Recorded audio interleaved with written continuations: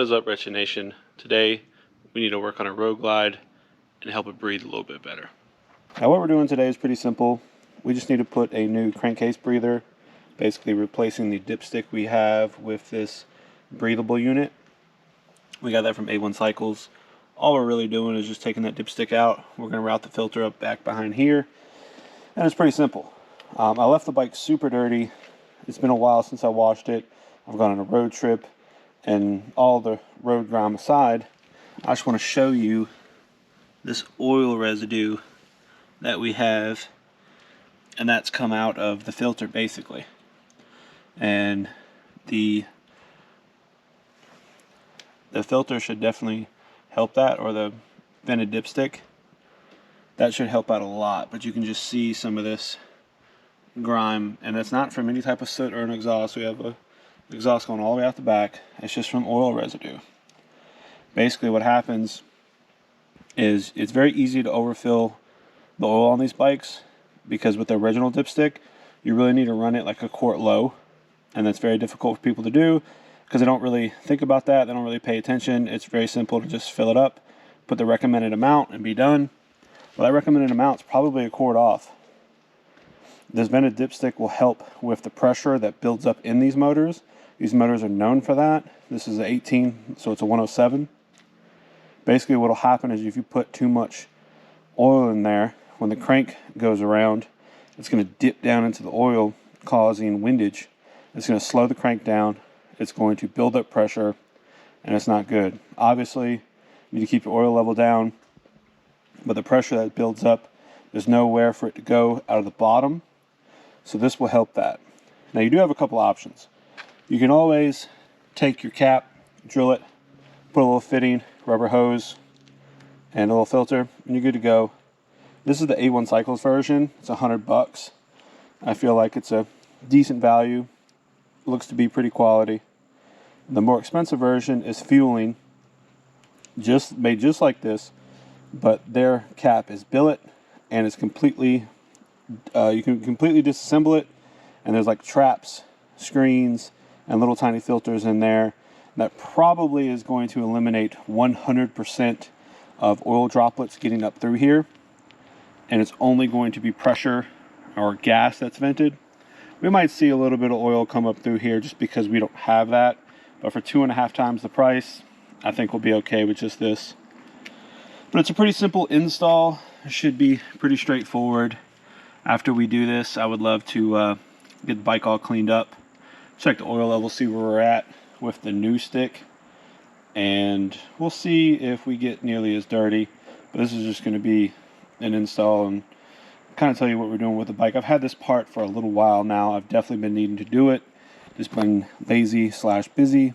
So we'll pop the bag off and get up under this cover and figure out what we're going to do. Yeah, she's definitely a little dirty back up in here, but I live on a dirt path, so the dirt buildup comes up very fast. But the uninstall of this should be very easy. We're just going to pop that out.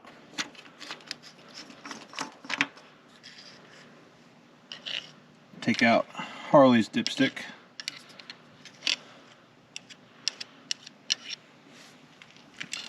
Put that to the side, and we'll put in the new one. I'm going to use both hands for that.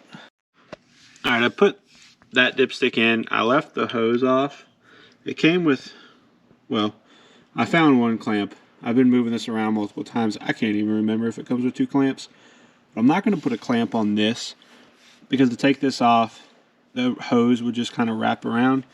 And I don't feel like there's going to be that much pressure. We'll find out together. But my plan is just to leave the hose off that, and anytime we need to check the oil, we can just pop the hose off and take the cap out without having to undo anything else. But let's get the hose routed and figure out where we're going to put this thing.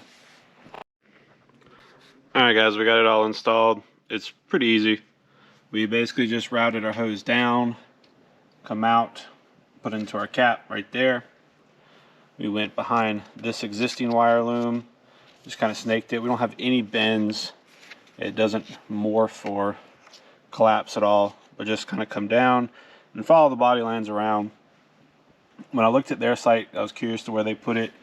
It ran it up through here and up on top of the throttle body.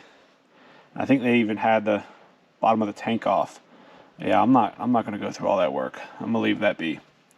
I like it here. I did check the cover. I put the cover on there. It does fit. Doesn't seem like it interferes with anything. So I'm happy with that. I'm not going to zip tie it. The cover is going to keep it from moving anywhere. But I do think that it's going to be a good idea to, next time I change the oil, maybe pop this off. Wonder how much oil residue is going to be in there. Worst case, maybe try to clean the hose up a little bit. Maybe clean that filter and or replace it. I mean, they're pretty cheap. I think I've got 2,000 miles to go. So let's put everything back together, see how it is. Alright, it's something you don't even really notice.